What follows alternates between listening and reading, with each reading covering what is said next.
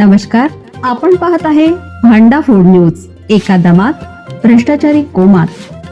Social media, कर्जबाजारी, गुन्हेगारी, सट्टेबाजी, चोरी, मटका, जुगार, दारू, सावकारशाही, न्यायाच्या प्रतीक्षेत प्रशासन.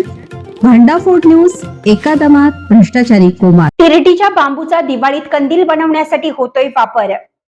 मुंबई दादर येथील शिवाजी पार्क स्मशानभूमीत तिरडीसाठी वापरलेले बांबू दिवाळीचे कंदील बनवणाऱ्यांना विकले जातात आणि त्याच बांबूपासून बनवलेले कंदील दिवाळीत माहीम येथील रस्त्यावर विक्रीसाठी येतात, असा खळबळजनक दावा मुंबईच्या माजी महापौर व उद्धव सेनेच्या नगरसेविका विशाखा राऊत यांनी गुरुवारी महापालिका सभागृहात केला.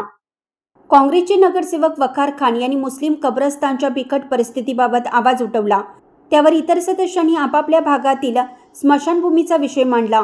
नगरसेविका राऊत यांनी शिवाजी पार्क येथील भागोजी किर स्मशानभूमीचा विषय काढत तिथे पंखे लाईट नसल्याकडे लक्ष वेधलं.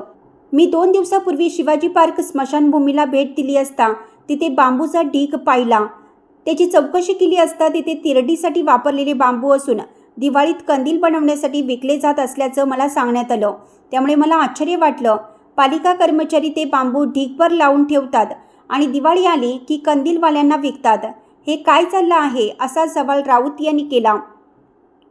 त्यावर एका नगरसेवकाने आम्ही दादरमध्ये कंदील घेत नाही असं सांगतच राऊत म्हणाल्या, दादरला नाही, माहीममध्ये कंदील गल्लीमध्ये हे सगळे कंदील विकले जातात.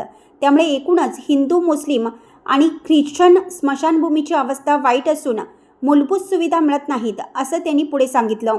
त्यावर पालिका प्रशासनातर्फे अतिरिक्त आयुक्त प्राजक्ता लवंगारे यांनी एकूणच स्मशानभूमीबाबत उत्तर दिलं.